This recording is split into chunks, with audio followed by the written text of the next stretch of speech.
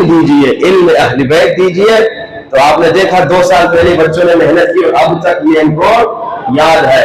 अब इंशाअल्लाह आप बुजुर्ग भी हिम्मत करें, इंशाअल्लाह अपना इल्म बढ़ाएं। कब्र में जो काम आने वाला है ना वो इल्म है। इल्म के साथ कब्र में काम आने चीज कौन सी है? अमल है।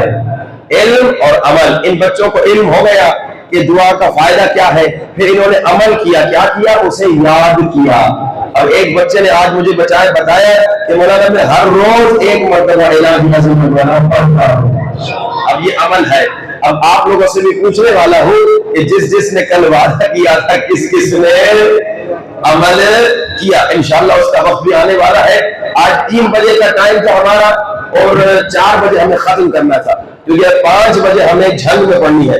तो 3:30 हो चुके हैं, तो आधे घंटे में इंशाअल्लाह हम बहुत सारी बातें आपकी खिदमत में बताना चाहेंगे। मैं बहुत सारे आपके लिए नुस्खे तोहफे लेकर आया था, लेकिन आज वक्त की लिमिटेशन की वजह से बहुत सारे रह जाएंगे। अल्लाह इन बच्चों को सलामत रखे।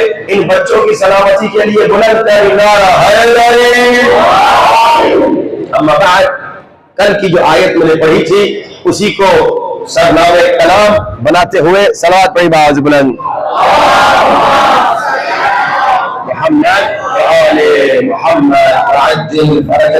कि खालिक़ कायनात कह रहे हैं वकुल्ल शैइन अहसैनाहु फी इमामिन मुबीन, हमने हर चीज का इल्म इमामे मुबीन को दे दिया।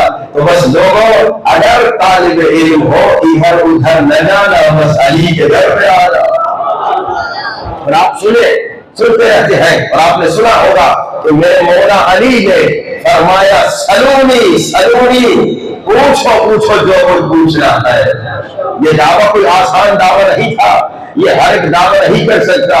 बाद जाहिलों ने मेरे मौला अली के बाद आके यही दावा कर दिया, सलूनी सलूनी, पूछो जो कुछ पूछना है। अपने पिट्ठू बिठा दिए। किसी ने पूछा मेरा नाम क्या है, उसने बता दिया। किसी ने कहा तेरा नाम क्या है, उसने बता दिया। लोग वाह करने लगे, भाई जो पूछो ये जवाब दे रहा है। जब ये आलम एक शिया मोमिना ने देखा, पर्दे के पीछे से खड़ी होकर कहती है, मौलवी साहब तूने कहा है सलूनी सलूनी, पूछो जो कुछ पूछना है, क्या मेरी कोई सवाल पूछ सकती हो? उसने कहा हाँ पूछो जो पूछना है। कहा मौलवी साहब जरा ये बताओ तुम्हारे पटके में पेज कितने हैं? जो पेज देख रहे हैं उसने अम्मा अपना पटका उतारा और गिनना शुरू किया, 1 2 3 और जितने पेज थे। उसने कहा मेरे पटके में कितने पेज हैं? हाँ भाई और कोई सवाल? उसने कहा मेरे एक सवाल में तेरा पटका उतार दिया तो तेरा क्या हाल होगा? ये सलूनी का दावा कोई आसान दावा नहीं है, मगर मेरे मौला अली ने ये दावा किया और मेरे मौला अली ने दिखाया। एक मर्तबा जब मेरे मौला अली ने कहा सलूनी सलूनी, पूछो जो कुछ पूछना है, तो कुछ जाहिलों ने पूछा या अली बताइए हमारे सर के बाल कितने हैं? मौला अली ने उन जाहिलों को जवाब देकर चुप कर दिया कि भाई अगर मैं जवाब दूं भी तुम्हारे सर में इतने बाल तो गिनेगा कैसे, तुम कंफर्म कैसे करेगा? अब ऐसे आलम में एक शख्स जो कि आशिक मौला अली था, जो कि नौकर मौला अली था, जो कि गुलाम मौला अली था, मौला की अजमत दुनिया वालों को दिखाने के लिए मेरे मौला के सामने खड़ा होता है। जैसे मौला ने कहा ना सलूनी सलूनी, पूछो जो कुछ पूछना है। इसने आकर मेरे मौला अली से पूछा या अली जरा बताइए अब इस वक्त हजरत जिब्रील कहाँ? अब ये है सवाल का या अली आपने फरमाया सलूनी, पूछो जो कुछ पूछना है। अब मुझे बताइए अभी इस वक्त हजरत जिब्रील कहाँ है? मेरे मौला अली फरमाते हैं देखो मेरे पूरी कायनात में नजर दो आई, मेरे ऊपर की तरफ देखा, मेरे नीचे की तरफ देखा, मेरे दाएं देखा, मेरे बाएं देखा, मेरे मशरिक में देखा, मेरे मगरिब में देखा, मेरे पूरी कायनात में नजर दौड़ा दी, मेरे सबको देख लिया, मुझे कहीं जिब्रील नजर नहीं आए। अब मेरे अली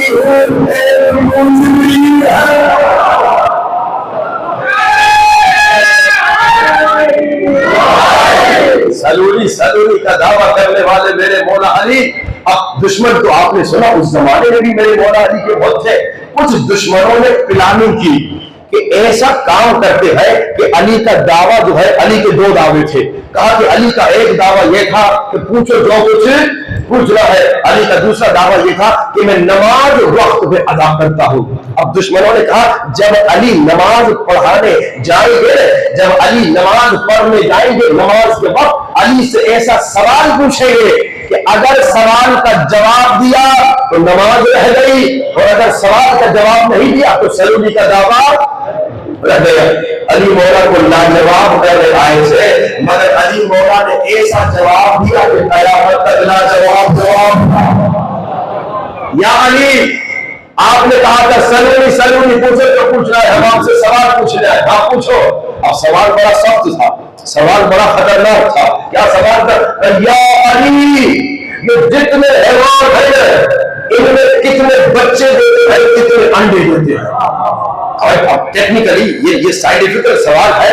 अच्छा, अब अगर जवाब देना हो, ये बताया जाए कि भाई मुर्गी अंडे देती है, भाई इसी तरह एक हैवान का नाम लिया जाए, वो बच्चा देता है, ये अंडा देता है। अब कितना टाइम लग जाएगा? कितने दुनिया में हैवानात है, सारे हैवानात का नाम मालूम हो और फिर उनके बारे में ये मालूम हो कि कौन बच्चा देता है, कौन अंडा देता है, फिर एक एक का नाम लिया जाए, ये बच्चा देता है, वो अंडा देता है, कितना टाइम लग जाएगा? नमाज सामने है, नमाज वक्त पे पढ़ने वाले मेरे मौला अली, मैदान घर में नमाज वक्त पे अदा करने वाले मेरे मौला अली। मौला का दावा जो है नमाज वक्त पे पढ़ता हूँ, दावा ये कि सवाल जो जवाब देता हूँ, आगे मेरे मौला को लाजवाब करने के लिए मेरे मौला अली को ऐसा जवाब दिया कि कयामत तक लाजवाब था। मौला अली से पूछा कि या अली, इतने सारे हैवानात हैं, इन हैवानात में कौन से बच्चे देते हैं, कौन से अंडे देते हैं? मौला को सुनाते हुए नमाज की तरफ करते हुए कहते हैं, जाके छेद करेगा जिसके नाल बाहर हो तो बच्चे देते,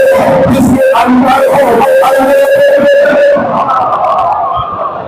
ये इल्म अली है, ये इल्म अली है कि कभी किसी ने ऐसा नजर नहीं आया कि मेरे मौला अली से सवाल पूछा हो और मौला कहे कि भाई मुझे जवाब नहीं आता। जब सवाल पूछा मौला ने जवाब दिया। एक ईसाई आ गया मेरे मौला के पास, कहा सवाल मैं पूछूंगा, जवाब आप देंगे, अगर ठीक था मुसलमान हो जाऊंगा। मौला ने फरमाया सवाल खुद पूछोगे या ये नहीं बता दे जवाब क्या? कि आप बता सकते हैं। मौला ने कहा बताता हूं। फरमाया देखो तुम्हारा पहला सवाल ये है, दुनिया के पहले चश्मे का नाम क्या है? यही था, मगर आपको कैसे पता? मेरा दूसरा सवाल ये है, दुनिया के पहले पत्थर का नाम क्या है? कहा यही है, मगर आपको कैसे पता? मौला ने कहा तीसरा सवाल ये था कि दुनिया के पहले दरख्त का नाम क्या है? कहा यही सवाल था, मगर आपको कैसे पता? मौला ने बताया यही तो इमाम होता है, रसूल का हकीकी जानशीन वो होता है जो रसूल की तरह हर चीज का इल्म रखता है। बहुत वक्त की किल्लत है, आधे घंटे में हमने बहुत सारी बातें कवर करी। आइए इल्म अपना बढ़ाए। मैंने क्या कहा कि फिरऔन ने खुदाई दावा करने से पहले क्या किया? इल्म खत्म कर दिया, जहालत फैला दी, लोगों को जाहिल बना दिया। अब कहा मैं खुदा, तो सबने मान लिया खुदा। अब कल हमने इल्मी गुफ्तगू की थी, खुदा न खास्ता किसी की दिल आजारी हमारा मकसद नहीं था, लेकिन फिर भी बात लोगों ने शिकायत की, कहा मौलाना साहब ने हम पे अटैक किया। भाई हमने किस पे अटैक किया? हम तो इल्मी गुफ्तगू कर रहे थे कि भाई पहले खलीफे का दुश्मन बुरा, दूसरे खलीफे का दुश्मन बुरा, तीसरे खलीफे का दुश्मन बुरा, चौथे खलीफे का दुश्मन क्यों अच्छा? इल्मी गुफ्तगू है ना। हमने किस पे अटैक किया? हमने किसके बारे में कहा? अब चोर की दाढ़ी में तो मेरा क्या कसूर, हमारा क्या कसूर? इल्मी गुफ्तगू, इल्म बढ़ाओ, तअस्सुब से निकलो, जिद से निकलो। तअस्सुब और जिद पाकिस्तान में जहर है जो डाला गया है, और जहालत है डाली खुदा। जरा निकलो, जहालत से निकलो, तअस्सुब से निकलो, जिद से निकलो। नबी का एहतराम वाजिब है, हर मुसलमान पे वाजिब है। जो नबी की तौहीन करे उसे तुम बर्दाश्त नहीं कर सकते। चले मैं इल्मी सवाल पूछता हूं, इल्मी सवाल जाके अपनी किताबों में खुद पढ़ लो। तुम्हारे और हमारे नबी पर, हम दोनों का नबी एक है, हमारे नबी पर किसी ने हिजयान की तोहमत लगाई थी। जब किताब उठा के देख लो वो कौन था? क्या तुम बर्दाश्त कर सकते? तुम्हारे बाप को कोई पागल कहे? क्या तुम बर्दाश्त कर सकते? तुम्हारे बाप को कोई पागल कहे? लेकिन किसी ने हमारे रसूल को पागल कहा था, हिजयान की तोहमत लगाई थी।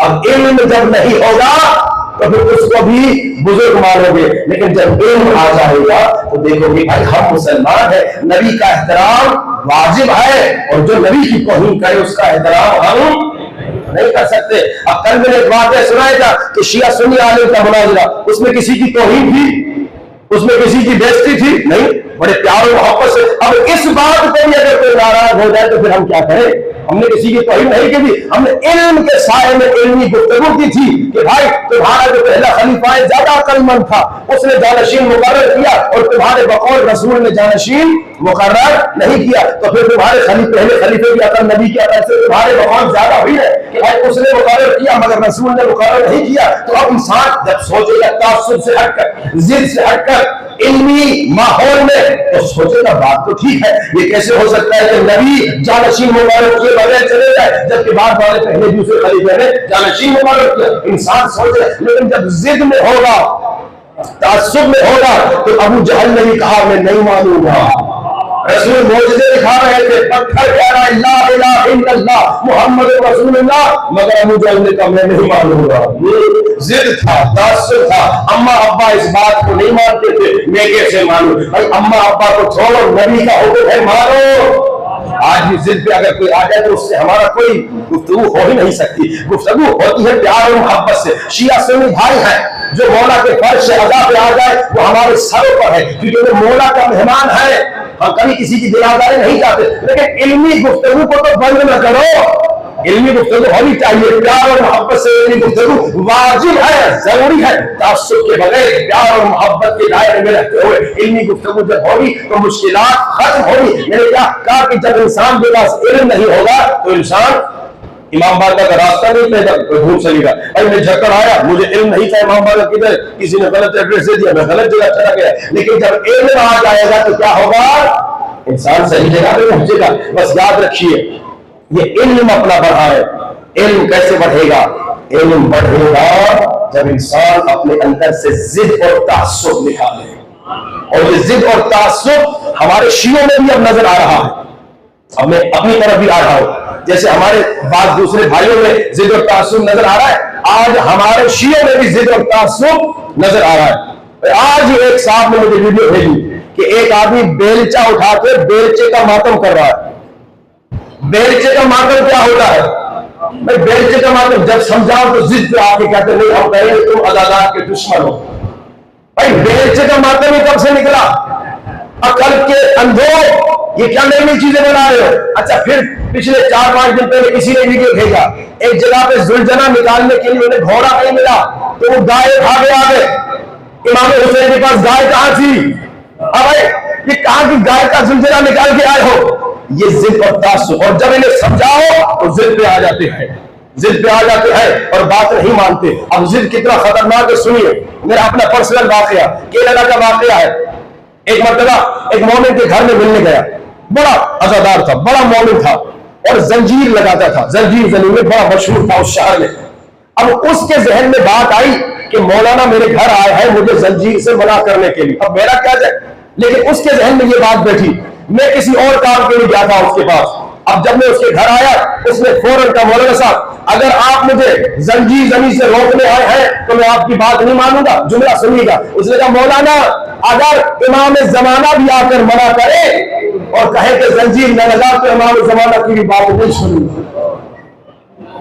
अब ये जिद नहीं, तासुब नहीं, आप दूसरों को कहते हो खुद भी तो जिद में डूबे हुए हो।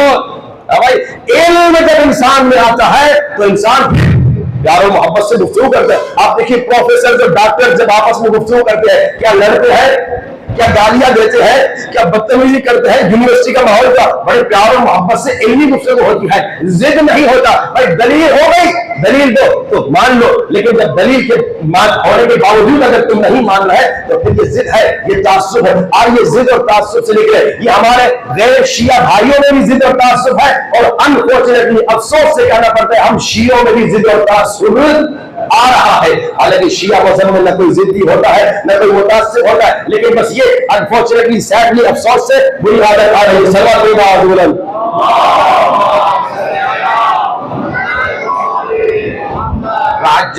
एक पैगाम इल्मी गुफ्तगू रखो, माहौल इल्मी बनाओ। दूसरा पैगाम जिद और तासुब से खुद को बचाओ। ये जिद और तासुब घरों में भी है, ये घरों में भी जो झगड़े का सबब है क्या है? जिद और तासुब। एक बहू है वो जिद करती है अपने सास के साथ बदतमीजी करती है, एक सास है वो जिद करती है, वो अपनी बहू के साथ जुल्म करती है, ये सारा जिद और तासुब है। अब तासुब क्या मिसाल हुआ आपको कि भाई अब उसके जहन में, उस बहू के जहन में या उस सास के जहन में कोई बात बैठी हुई है, मेरी मां सरवा तेरा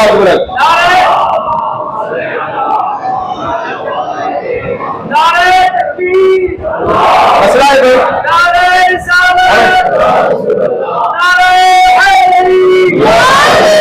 तो मसला चल रहा है। बस फिर आप उधर ना देखिए, हमें देखिए, हमें देखिए, आप उधर उधर ना देखिए, इधर देखिए। अब भाई क्या होता है, बहू जो है उसे माँ ने, यानी उसकी अपनी माँ ने कुछ सिखाया होता है, वो समझती है तो ठीक है। अब जब नए घर में आती है, सास कुछ और सीखी हुई होती है, अब वो उसे समझाना चाहती है, लेकिन जब तासुब और जिद होता है, मेरी माँ ने तो ऐसे सिखाया था, अब वो अपनी माँ की बात पे जिद करके चलती है। अब तू नए घर में आ गई है, अब इस नए घर में तो इसकी अच्छी अच्छी आदतें के अपनी जिंदगी में लेकर आ, लेकिन वो जिद और तासुब होता है तो फिर ये झगड़े होते हैं, सास बहू के झगड़े इसी जिद और तासुब में। वो सास के जहन में कुछ बैठा होता है, कहती है यही होगा तो मैंने कहा, इस बहू के जहन में कुछ बैठा होता है, कहती है यही होगा तो मैं सीख के आई हूँ। अब जिद और तासुब में घरों में भी झगड़ा हो रहा है, ये सिर्फ बाहर झगड़ा नहीं होता, घरों में भी झगड़ा होता है जिद और तासुब की वजह से। आइए इल्म बढ़ाइए, सास बहू जब इल्मी माहौल घर में होगा तो आपस में कभी नहीं लड़ेंगे। सास बहू में झगड़ा कब होता है, क्यों होता है, क्योंकि इल्म नहीं होता, बेकार की बातें, जिद की बातें, तासुब की बातें। बस ये तीन बातें, जिद निकालो, तासुब निकालो और इल्मी माहौल बनाओ। और आपने देखा इल्मी माहौल का फायदा कि 10 बच्चे माशाअल्लाह उन्होंने दुआए इलाही अज़मल बना याद की, ये माँ बाप की मेहनत थी, इल्मी माहौल का नतीजा था। और देखिए कितने सारे मौजूद किसी को ताबीज़ नहीं मिला, मगर उन 10 बच्चों को ताबीज़ मिला, तोहफा मिला। क्यों मिला, क्योंकि इन्होंने मेहनत की। जब इल्म हासिल करोगे, इल्मी माहौल बनाओगे तो तुम्हें फायदा होगा। अब इल्म का फायदा एक तो मैंने कल आपको नुस्खा दिया, अल कादिर अल मुक्तदिर अल कवी अल काहिर, कि भाई जालिम जब तेरे जुल्म है तो जालिम का तख्ता पलटने के लिए हर रोज 12,000 मरतबा 60 दिन तक ये जिक्र करोगे तो जालिम नाबूद हो जाएगा। मगर मैंने आप लोगों को 500 मरतबा कहा, जिसने अमल किया वादा पूरा किया, हाथ उठाए। इस बच्चे ने किया, इस बच्चे ने किया, इस छोटे बच्चे ने भी किया माशाअल्लाह। और कल तो हाथ को सबने उठाया, क्या बात है, वो लोग आए नहीं या उन्होंने अमल नहीं किया। चलिए बुलंद तरीन सलवार।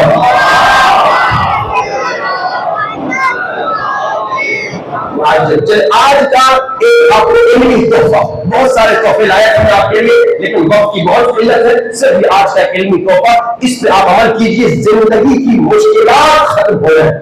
ये समझिए एटम बम का फार्मूला आपको दे रहा हूं, लेकिन वैसे आप है बेअमल मोमिन, कल वाला वादा करके भुला दिया, तो इस पर आप अमल करें ना करें वो आपकी मर्जी, लेकिन ये आपके डायरेक्ट फायदे के लिए, वो भी आपके ही फायदे के लिए था। मोमिन भाइयों के लिए दुआ करना भी फायदा आपका था, लेकिन आपने अमल नहीं किया, वो आपकी मर्जी। लेकिन ये बड़ा कमाल का नुस्खा है, बड़ा सुपर पावर नुस्खा, इतना पावरफुल नुस्खा। मैं अपना पर्सनल तजुर्बा बताता हूँ। एक मरतबा एक मोमिन मेरे पास आया, उसने कहा मुझे 500 यूरो चाहिए। अब हमें लोग खरबपति समझते हैं, 500 यूरो उसने मुझसे मांगा, और मेरे कहा 500 यूरो मेरे पास थे नहीं, क्या करूं? मैंने कहा देखते हैं, मैंने कहा खुदाया या लोग मेरे पास न भेजे, या अगर भेजता है तो पैसा भी भेज। अब क्या किया मैंने, इस नुस्खे पर अमल किया, इसी नुस्खे पर जो आपको बता रहा हूं, इस नुस्खे पर अमल किया। आधी रात को मेरे दरवाजे के घर पे होटल पे जहां ठहरा हुआ था, एक बंदा आया, उसने उसका निकाब लगा हुआ था, चेहरा छुपा हुआ, अजीब और गरीब बोलिया। पहले तो मैं डर गया कि ये आया कौन है, और जरा अपना नाम भी मैं बताया मैं कौन हूं। और वहां मेरे को कहा कि बैठिए, मैं बैठ गया, अल्लाह जाने क्या मसला है। जैसे मैं बैठा, उसने एक जेब से एनवेलप निकाला और वो मुझे दे दिया। मैंने कहा ये क्या है, निकल के भाग गया। अब मुझे नहीं मालूम वो कौन था, अभी तक नहीं मालूम। मैंने बड़ी परेशानी से उसे खोला कि अंदर शायद उसका कोई खत लिखा हुआ, या बताएं क्या इधर पड़ा हुआ। जैसे मैंने खोला, अंदर 500 यूरो थे। इस नुस्खे का अमल फायदा एक मोमिन ने बताया, मौलाना साहब आपने जब से कहा इस नुस्खे पर अमल करो, मैंने अमल शुरू किया, का एक हफ्ता मेरे सिर्फ इस नुस्खे पर अमल किया। कहता है मोमिन कि मौलाना मेरी जॉब पे 2 साल के बाद प्रमोशन मुझे मिली थी। कितने साल बाद? 2 साल बाद। मैंने एक हफ्ता इस नुस्खे पर अमल किया, 2 साल बाद वाली प्रमोशन मुझे 1 हफ्ते में मिली। ये बड़ा सुपर पावर एटम बम का समझिए फार्मूला, बड़ा कमाल का। अच्छा, फिर एक मौलाना ने से बताया, मौलाना हमारा वीजा फंसा हुआ था बिल्कुल खतरनाक सिचुएशन में, लेकिन इस पे हमने अमल किया तो हमारा वीजे का मसला भी ठीक हो गया। यानी जिसकी जिस तरह की मुश्किलात थी वो सारी उस मुश्किल के जरिए से खत्म हो गई। अल्लाह के रसूल का नुस्खा है, इल्म आपको दे रहा हूं, तोहफा आपको दे रहा हूं। अल्लाह के रसूल फरमाते हैं, लोगों अगर चाहते अल्लाह तुम्हारी सारी मुश्किलात खत्म कर दे, यानी अगर घर में बीमार है खत्म हो जाएगी, अगर घर में कोई कर्जा है खत्म हो जाएगा, अगर माली मुश्किल है खत्म हो जाएगा, अगर शादी के मसाइल है खत्म हो, यानी जितनी अल्लाह के रसूल कहते अगर अल्लाह चाहते हो तुम्हारी सारी मुश्किलात को खत्म कर दे, इस नुस्खे पे अमल करो। अब इतना पावरफुल नुस्खा है, लेकिन अब आप लोग पता नहीं अमल करेंगे कि नहीं करेंगे, वो आप बेहतर जानते हैं। मैं ये भी कर सकता हूं कि नुस्खा छोड़ दूं, 2 साल 3 साल बाद आपको बताऊं, लेकिन अगर अभी आप नुस्खा सुनना नहीं चाहते तो सवाल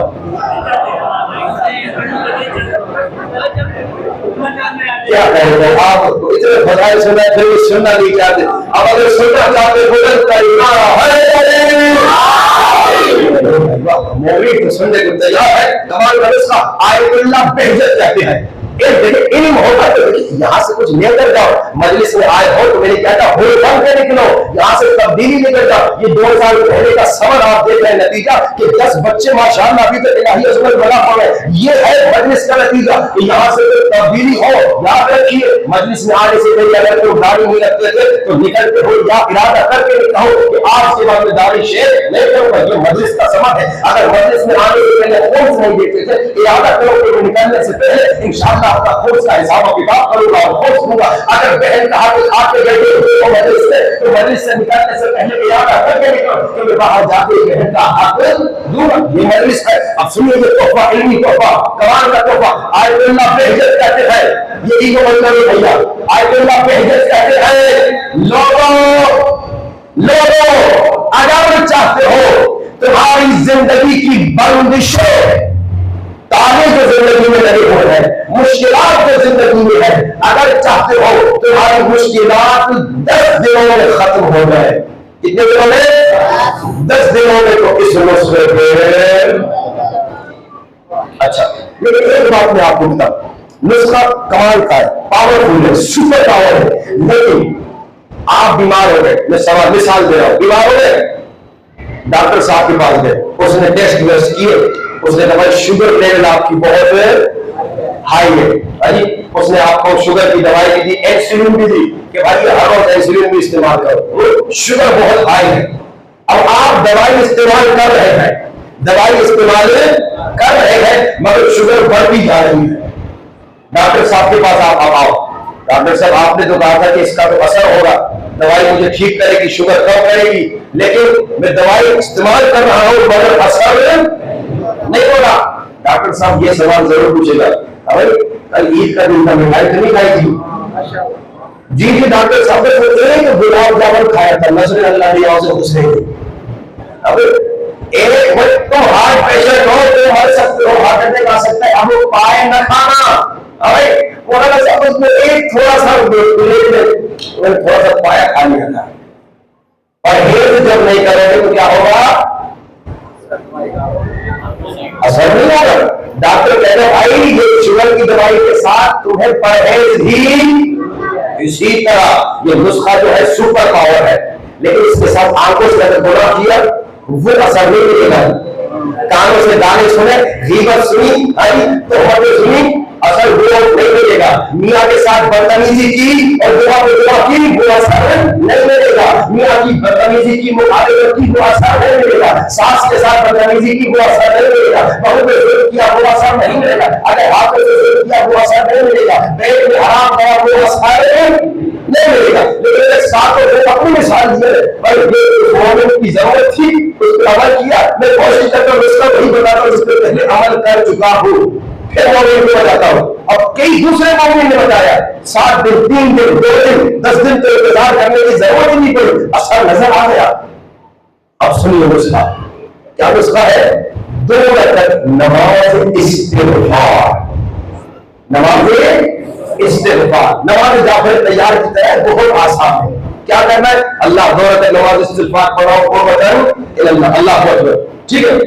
बिस्मिल्लाह सूरह फातिहा पढ़ी, सूरह फातिहा के बाद सूरह कद्र पढ़ी, इन्ना अंज़लनाहु फी लैलतिल, ये वाली सूरह 15 मरतबा उसी तरह खड़े रहना है, 15 मरतबा कहना है अस्तगफिरुल्लाह, क्या कहना है बस अस्तगफिर। फिर रुकू में जाओगे सुभान रब्बियल अज़ीम व बिहम्दिही, फिर उसी रुकू में रहना है, 10 मरतबा कहना है अस्तगफिरुल्लाह, खड़े होना है समी अल्लाहु लिमन हमिदह, 10 मरतबा कहना है अस्तगफिरुल्लाह।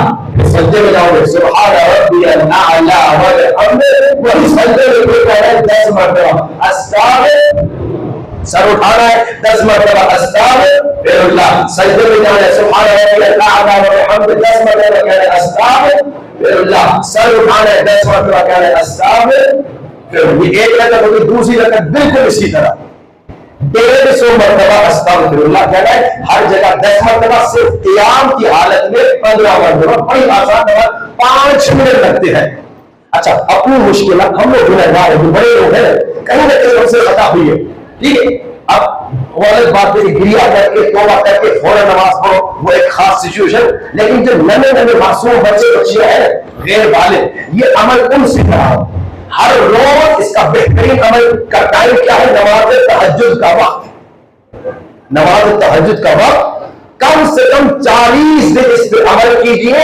एक नमाज तहज्जुद के वक्त, एक ज़ोहर के वक्त, एक मगरिब इशा के वक्त, दिन में 3 मरतबा 40 दिन इस पर अमल कीजिए और बच्चों से अमल करवाइए, बच्चों से अपनी हालात अपने बच्चों से मिलवाइए, क्योंकि एक गुनाह बच्चे हैं, मासूम बच्चे हैं, उनकी ज़बान में असर होता है। हम लोगों से कभी झूठ हो जाता है, कभी गीबत हो जाती है, कभी तोहमत हो जाती है, खताएं हो जाती है, तो बच्चों से अमल करवाओ तो देखो तुम्हारी जिंदगी में कैसे तब्दीली आती है। बस बहुत सारी और बातें आपकी खिदमत में पेश करनी थी। मैंने आपको बताया, चाहे शिया सुन्नी इख्तिलाफ या चाहे शिया शिया इख्तिलाफ या चाहे घरों में इख्तिलाफ की वजह क्या है?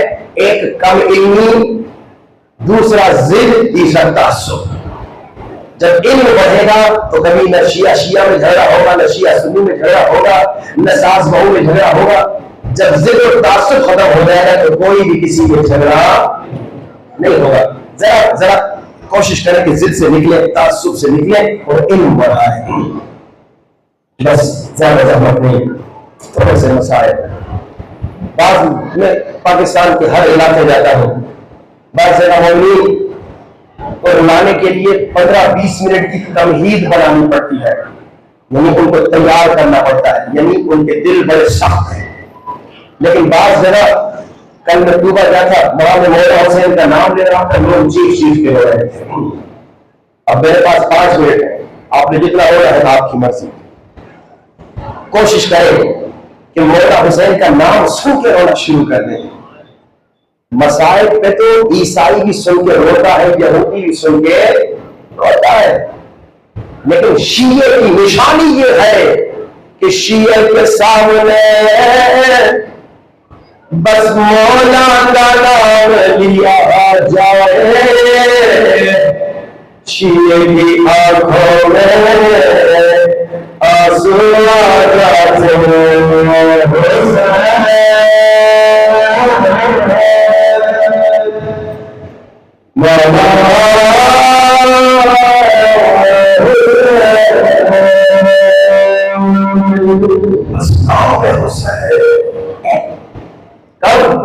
जब दिल में बस हुसैन हो। अगर इस दिल में बेजार है, अगर इस दिल में दुनिया है, अगर इस दिल में दुनियादारी है, तो मैं हुसैन का नाम सो के तो दूर की बात है, मसाइब पे भी रोना नहीं हो। खुदाया हमारी आंखों से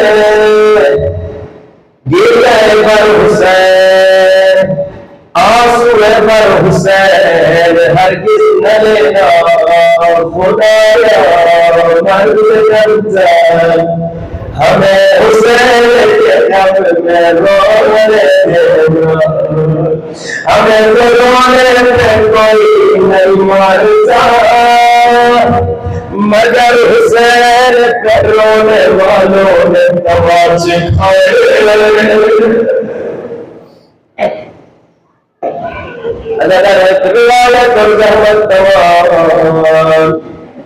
हुसैन की नन्ही बच्ची सकीना, 3 बरस की सकीना, अज़ादारो बाबा के सीने पे सोने वाली सकीना। जब सकीना ने देखा बाबा के लाशे पे खड़े सकीना ने गिरिया किया।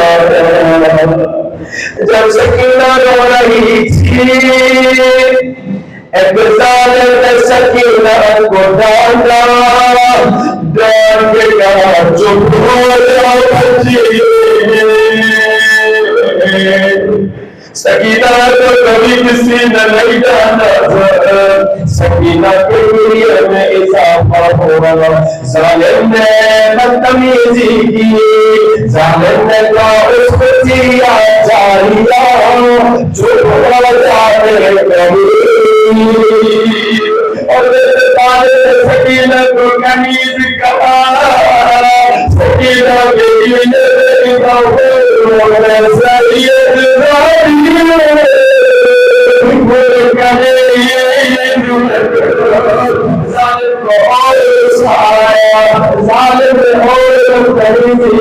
जालिम ने कहा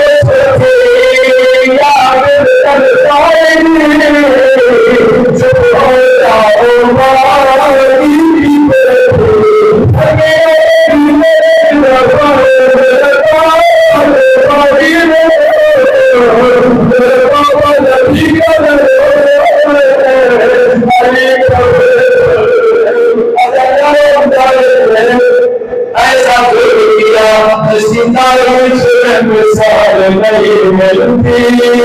जालिम ने इस जोर से सकीना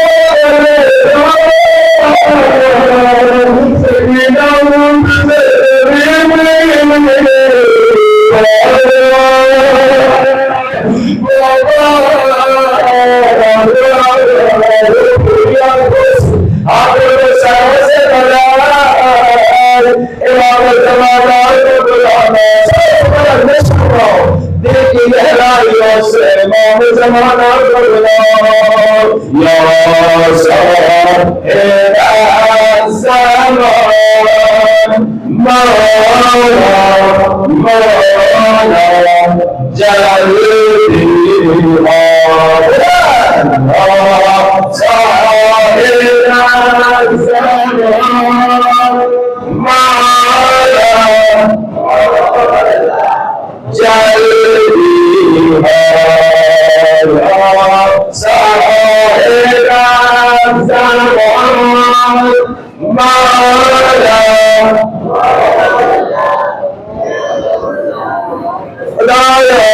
तुझे नाम ज़माना तमाशा, हम सबके पत्थर दिलों को नारे फरमा।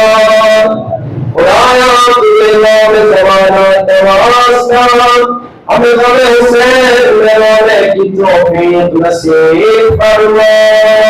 अपने मरहूम के लिए, हमारे मरहूम के लिए